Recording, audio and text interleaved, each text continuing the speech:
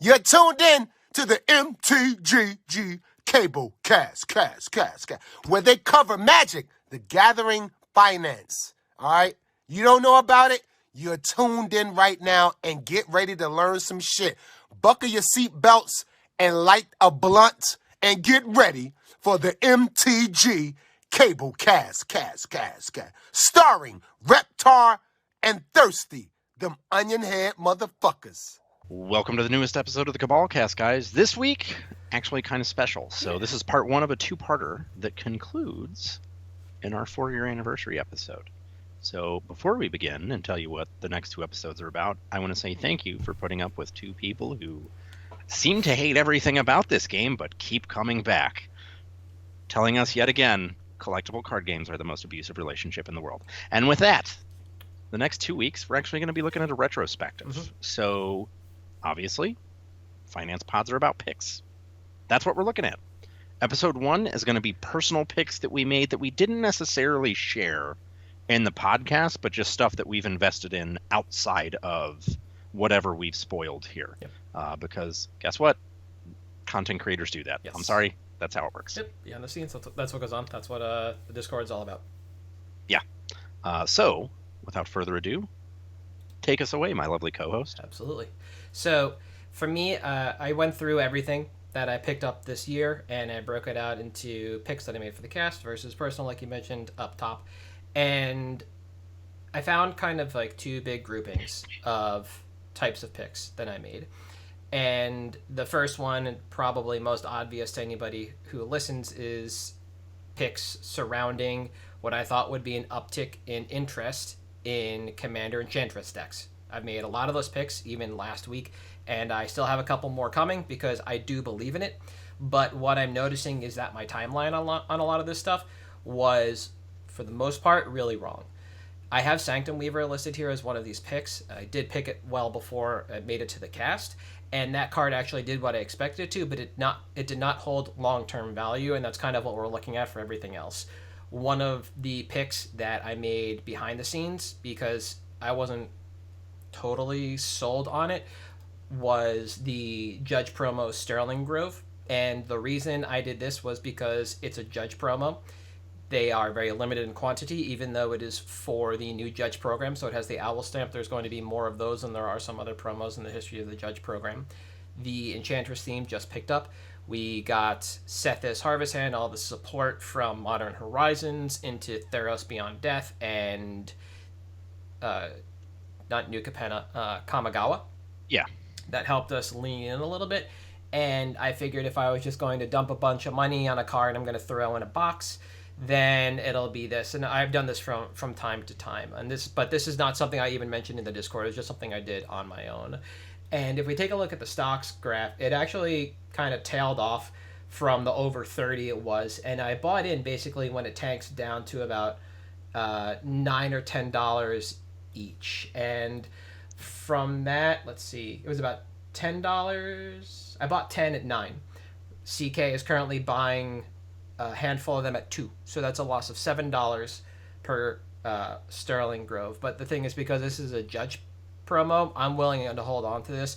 We're only going to keep getting better enchantments, more enchantments over time, and I'm not too worried about it because, again, Judge promos have a way of just kind of making up for short losses. The longer you hold on to them, the better they are always in the long term. And that kind of exemplifies everything else that went wrong with this grouping of picks.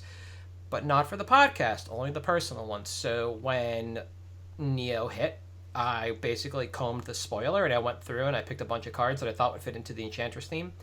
And I picked up a bunch of brilliant restorations, 40 of them set. Yep. I picked up 40 Kami of Transients total, split 20 and 20 between set and showcase.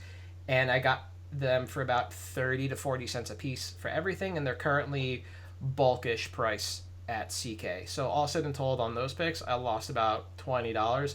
But again, I'm fine holding them because it's all part and parcel of the green white Enchantress theme. I get saved on these because CK has bulk pricing on them, but I also bought in at around bulk price.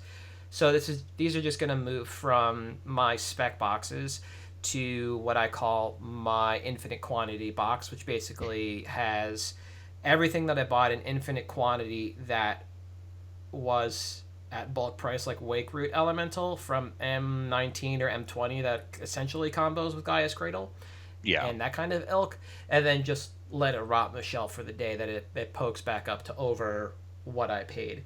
And I'm fine sitting on all of these for that reason. I would be more upset with myself if these were picks that I made for the cast, because especially the Neil ones, I fired on them for a very specific reason that I talk about on that episode. And while things like Kami of Transience and Brilliant Restoration haven't really come to fruition, I bought in at such a low number that it doesn't bother me that much. If I was advising people themselves to pick up on those cards, I probably would have waited a little longer, like you hear me do when I talk about cards like this, until I see movement at CK, until I see movement in the open market. But this goes along with something that I said at the end of last year that I didn't really want to do anymore, which is speculating on standard cards without any kind of proven track record. And I really didn't do that. It was just Neo that I did this for. There was some stuff out of Streets that I bought, namely Void Rens, just a playset, because I thought it would be a good card in Standard, and I thought maybe I'd get to playing that format again. Otherwise, there wasn't a whole lot of rampant speculation on Standard, aside from that. So this was my first grouping of cards where I just kind of went sideways. Yeah, I did a similar thing, and so on the cast, when Strixhaven came out, I was super high on the alternate art foil Japanese Dark Ritual. My exact logic was, look, if the Yu-Gi-Oh version of this card is $100, this version is way better and should be more money. So what I personally did was I didn't just go for Dark Ritual. I went for everything. Mm-hmm. Every single foil, not etched, full foil that I could out of the entire set, because I'm like, these cards are great. Yep. It's a really good treatment. It's unique. There's no way that these can lose. And while they didn't necessarily lose, if you take a look at the stocks graph for the Dark Ritual, guess what? It's just a flat line. Flat line. Mm-hmm. If the best card of these is a flat line, what do you think happened to the rest? Oh, guess what? They're a flat line too. Yeah. They're all a flat line. Which... You know, I thought that this was something that would be pretty unique. It was a cool way of them to do this. And then we had more and more and more and more products come out, which I'll touch on in my second card, that just kind of devalued the specialness of this. You know, when it was, hey, here's a cool alternate treatment that we're getting that, you know, it's something new, it's unique. Well, it's not really unique if you do it every single set. And while they didn't do Mystical Archives every set, they've done something like it. So I was very high on this card. I mean, it's Dark Ritual. Mm-hmm. He's playing literally every format it's legal in. EDH, Pauper, Vintage, Legacy, you name it, it's there. I thought this had a lot more legs than it does. And especially with it being a set that was affected by COVID print runs, I thought for sure this was a gainer long term. Mm-hmm. And maybe it will be. Maybe it's proof that, as you know, we say, there's no bad specs, just longer term ones. Mm-hmm. So I don't feel bad about the Dark Ritual pick because I still think it's incredibly strong. Okay. What I feel bad about is picking up all the adventurous impulses. All of the, I don't know, was Castigate one of these? Electrolyze? Like all of those. Those are bad and I should have stayed away. I should have put that money into Sarkhan's Unsealing. That would have been a better use of that money. Somebody's I may still do that. Market, yeah. I want to be the guy. I want a comforter made of Sarkhan's Unsealing. That was a better use of money than all of the non-Dark Ritual, non-faithless looting, Mystical Archive arts. Mm-hmm. I think the only one that has gained has been Counterspell because it became legal in Modern. Yeah, yep. Oh, fine. And yeah, Memory Lapse got banned in a format we can't play in paper. Yeah. And then there's Toots, Big Toots. The Demonic Tutor is just always going to win out from that bunch. Yeah. Yeah, exactly. Like that one doesn't count. That was already a high enough price point that it wasn't going to we weren't saving any money on that one, you know? Yeah.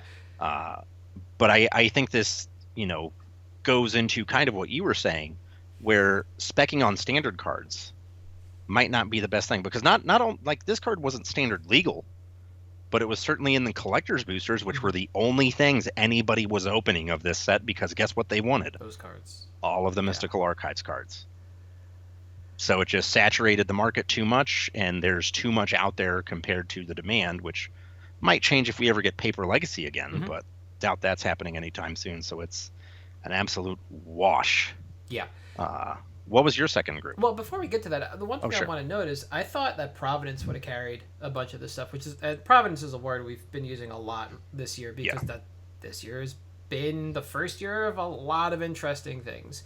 Yeah. And you'd think that even the low end cards that were in the Mystical Archives in Japanese would have been floated by that as we got additional alternate stylings, if you want to call them. They weren't the Mystical Archives, different alt art inserts. So it's maybe, like you mentioned, no bad picks, just a longer timeline, and maybe that happens in the long term. But yeah, the last couple of months of just seeing these flatline, seeing like the same couple ones in cases because nobody's really interested until they just disappear, is kind of cute and interesting. And at the end of the day, I don't know what happens with all of them because if there's no immediate market for all of them, but they're all floated, how do you get rid of some of the low end ones? Like, I don't know. Paper shredder. I guess. Like, yeah, nobody's. It makes the other ones worth more money, right? That's how that works. Yeah.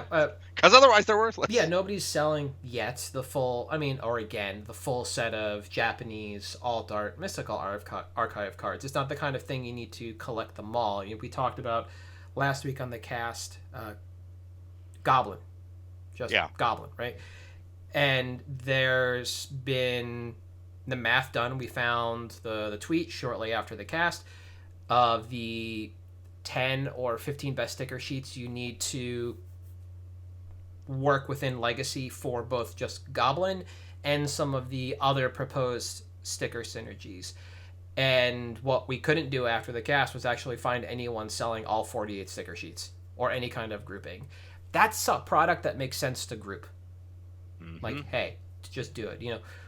We checked Troll, which I thought would have been the most likely place to do it because they love doing stuff like that. One-stop shop. Just click your one button, buy all 48 for like 1.25 or 1.5x what it's actually worth on TCG Player without the hassle of clicking 48 times and making sure you get all the variants. Just do it there. This doesn't seem to be one of those products, so this is just my brain going off. Like, how do you get rid of that adventurous impulse, etc., in the long run, or the memory lapse? Like, I just... Yeah, it's one of those things that's super easy if you're a store, right? Yeah. And is miserable if you're not, because you don't have the app. Yep. Right. So my second grouping of cards were cards that I picked for long term based on price historics, and the easiest one to point to for this year was Reflecting Pool. That is something that I did mention in the Discord. I never pulled the trigger on it as a podcast pick because I was unsure of what the timeline would look like for resale. And it's just been on like a steady, slow decline if you take a look at stocks. But personally, I think that's fine because the historics on this card are insane when you look at the, not the Tempest printings, it's Shadowmoor. It is Shadowmoor. Like when you look at the Shadowmoor and even more recently, like the Conspiracy price point, and I'll bring this up, it tanks bigly at the reprint, but I expect this to climb back up because it's just so good in Commander. All you need is one Vivid Land, and your Reflecting Pool it makes everything in your Commander. City of Brass. Yeah, exactly. With one 5C land, and that's it. One Triome, etc. And the Reflecting Pool carries it on. And some of the other cards that fit into this are things like Yavimaya, Cradle of Growth. It's a card I talked about a lot. I think I made it a pick on the cast, and the expectation there is that in time, it will follow the path of Urborg. The upside that Yavimaya has going for it, unlike Urborg, is that Yavimaya does currently see play in constructed formats. Urborg is in Legacy. It's in the Turbo Depth deck. So you can turn one Depths, turn two Urborg, Vampire Hexmage, pop, the Depths go. Yavimaya saw play in Mono Green Tron, and I think that might have been it in Modern, so like kind of rip that, but there is the ability for it to come back in that format.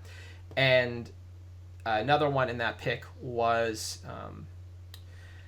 March of Otherworldly Light was another one of those spells that I thought would do really well, similar to Prismatic Ending. I thought it would just have this kind of home base in Modern, and then that format just got turned on its ear very quickly. So we moved away from that. I didn't go quite as deep into March as I did Reflecting Pool. I picked up 11 pools. I probably got about 12 to 15 Yavamayas because I pick them up every time I see them in cases. People still sell that card. I don't know why.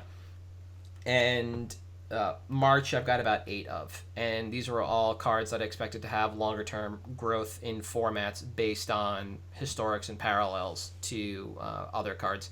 Something else that kind of falls into that is Perforos Bronze Blooded. It's basically sneak attack, but not quite. And I went in on 28 showcase copies at about $3.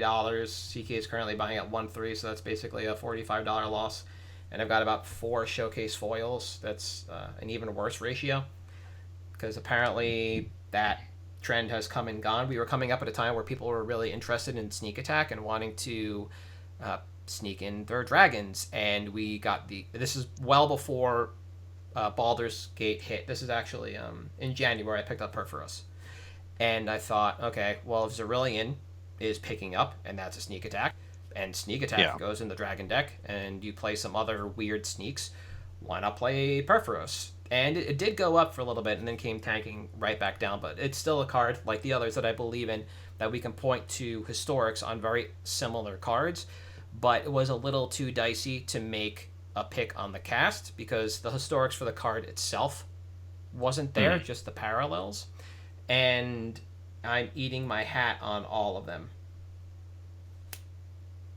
Except Yavimaya. Yavimaya I'm winning on, because that one's impossible to lose on. That was a podcast pick. That one was easy.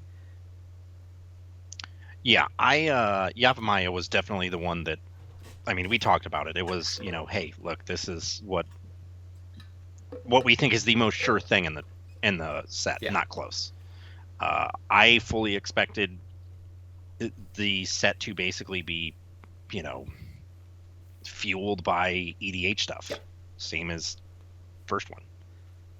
No, it's Japan. That's what it was.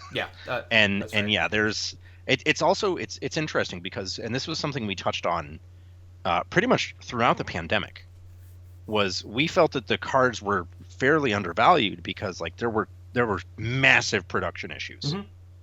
And we, quickened timelines, extended timelines, whatever, and what our expectations were. And none of that stuff really bore that out as much as I thought it would. Yeah. And I'm sure as much as you thought it would too, because I fully expected, Yavimaya, for example, to quickly reach because Urborg, when it was in standard, hit 20 pretty quickly, I feel like. Both times it was at standard. It hit pretty quickly because there's the mono black control deck with a legend from Cold Snap. Yeah. So we have, it's out, it sits at 10 for about a year, and then it shoots up to 20, gradually ticks down, ticks back up to 20, and it's just at 20. And I fully expected that to be the case, especially when you take into account the lack of opening. And that's just not what happened there. And I think a lot of the stuff that I thought was going to be a good long-term hold over the last couple of years, like the Strixhaven, Mystical Archives, and maybe we're just not long enough term yet, just ended up being not that great after all. That's floating around that idea is the World Tree. So that was a pick I made for the cast, but I was very convinced of that card because it's basically a Chromatic Lantern for 5 other lands. And that is a pick that I am winning on thus far. It made it into my personal list because I bought them well before they came up on the cast.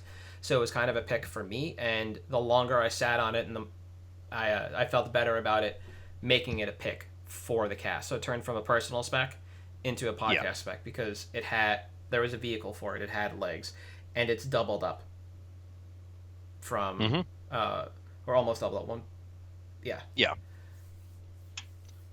either way, I feel like the vast majority of cards that I thought would be good long term ended up not being, when it was based on playability and then for production as well. So your second group, what you got? So my second group, and it's actually just one card. Okay. And this was similar to yours based on historic pricing trends. This is something that I saw as an absolute blue chip.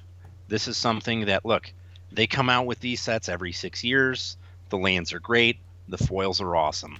Let's do it. Unhinged Foil Island. It was a $60 card forever. Forever. It never went anywhere but $60 except when it went up. And it went from 60 to 70 to 80 to close to 100 at one point. I personally, this saw a dip in like mid 2020. And it went down to $60 again for the first time in years. Now, granted, we had full art lands in Throne. We had full art lands in Theros. We had full art lands in Ikoria. My thought was, look, it doesn't matter. We can get as many full arts as they want to give us. Nothing is going to be as good as this island. Like, the unlands are iconic. They're collectible. They're beautiful. It's also John Avon. These are great. They're starting to dip. I'm going to do it now. Well, guess what? It's only gone down. Because, similar to my other group, when you do something every set, it's not special anymore. And the appeal and iconography and all of that stuff behind the unfoil lands has just faded to be, oh, they're just like any other set with cool foil lands. Yep. And now we have Unfinity with Galaxy foil lands. And you know what? None of them are worth $10. Gone are the days where the Zendikar Bucket Island and foil is $100 bill. I don't think we will ever have a good investment at the play level of like a basic land again. I was like, well, I guess I'm going to start building a draft set of these. And then I built a second draft set of foil on lands. And I was like, okay, well, there's a second draft set. If anybody wants one, I'll sell it to them. And I just started picking up more because these islands see a lot of play. A lot of people I know love the on islands. So I was like, you know what? Let's get some more. And now we are literally at the all-time low for foil unhinged islands. Less than $50. Yep. Never would I have ever guessed in a million years these would be worth less than $50. There was no way. Absolutely no way it was going to happen. Yeah. I was surprised to see that this falls off a cliff in March when Double Masters hits in August 5 months later, and we get that reprint. Yep. And not just are the frames different on this, but the perspective, not the perspective, sorry, the like the amount of art you get and the you do have the type box and everything makes it look a little weird, but more interesting than that is this basically just comes in swinging at $450 for the foil for Double Masters, and that does so much to anchor the price of the unhinged island.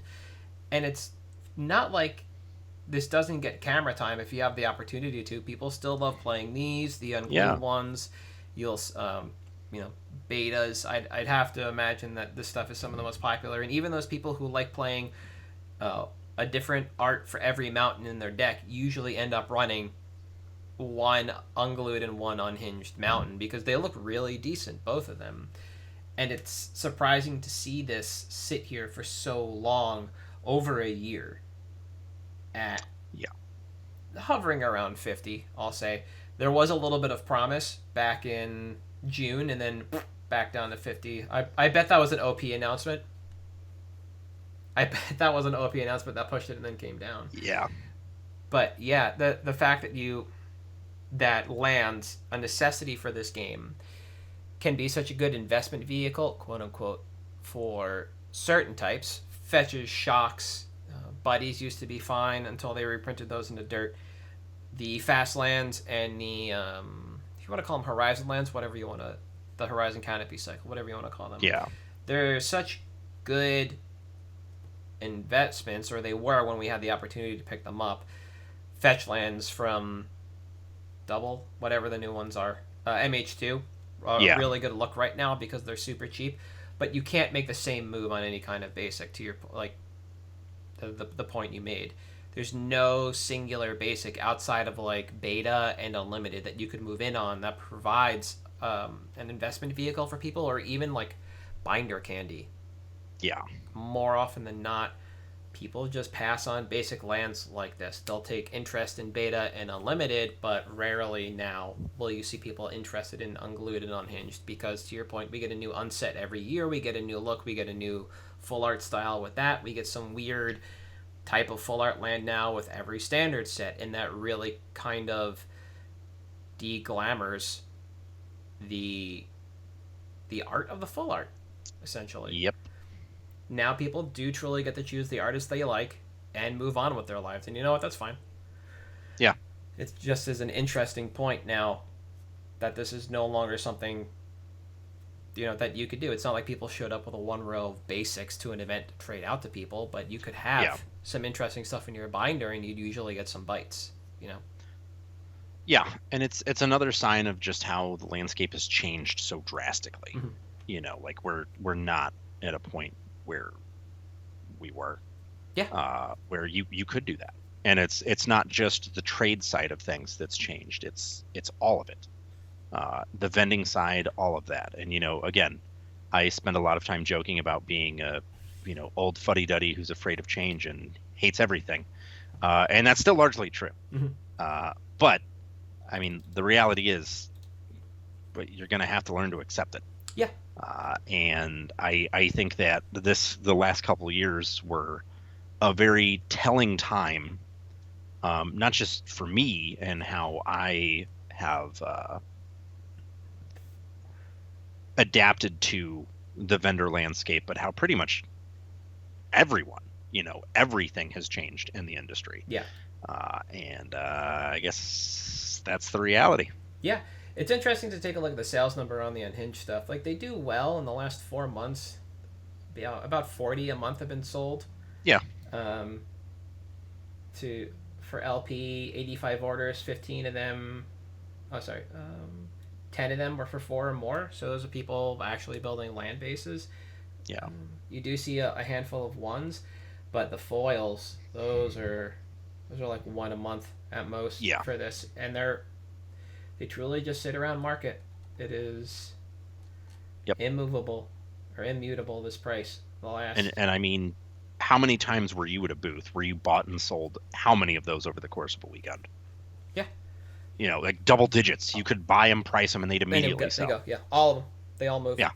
It didn't matter which one it was. The swamp, the mountain, the forest, the plains, the island, all of them. Mm-hmm. And now it's just gone. Yeah. And that's all right. Well, you know, I guess you have to learn how to shape it now with the modern Magic economy, which has obviously changed for a multitude of reasons. Mm-hmm. But things are not as easy specking as they used to be. Yeah, I like this as a look, as a marker for the change in the speculation and finance landscape, when you can no longer stand on the foundation that you thought was solid. Well, now you have to rebuild your foundation. Yep. And it's going to take some time. And at the end of the day, I think that's basically the moral of this episode. Yeah. We kind of went through our pick processes for a lot of this stuff, discussed, you know, basically where we went wrong with a lot of our personal picks. Yeah. And I'm sure we'll touch on some of this stuff in our true end of year recap for what not to do next time. Yeah. But, you know, in between now and then, heed these words. And please save some money. Yeah, they're for sure. Especially with everything coming down the pipe. I guess there's no sense in not mentioning it because this cast is going to come out a week after the announcement, but it looks like there might even be some fire sales going on for sealed product, which puts even more pressure on some of this stuff because we don't know what's going to happen with the investor call that happened earlier today on October 18th. Basically, WotC said that Q3 for revenue MOM was really low, and one of the best things that they believe that they can do to increase earnings for the Magic category is to reduce the glut of product at the distributor level via sale, specifically calling out Amazon. Yeah. Not the LGS. So we're probably going to see more flash sales on Amazon for a lot of product, which means even some of the picks that we made that have looked pretty decent thus far for certain sets could get crushed as more product floods into the market. But this is a good time to think about how you want to move forward in this financial landscape. You know, if there's going to be a glut of sealed at a cheap price, historically speaking, that's not a bad time to stock up on it if you're the kind of person that actually likes to sit on sealed. You could probably do pretty well. This year for sealed was pretty decent, especially if collectors boosters go up on sale for with a small number of sets where they look pretty good. Then that's going to be a decent look. But otherwise, I think that's going to end it for this week, unless there's anything you got to get out. Nope. All right. So for at MtG Cabalcast on Twitter, Facebook, Patreon, and YouTube, I am at Halt. I am Reptar. You are At Thirsty Sizzler. and we'll see you next week. See ya.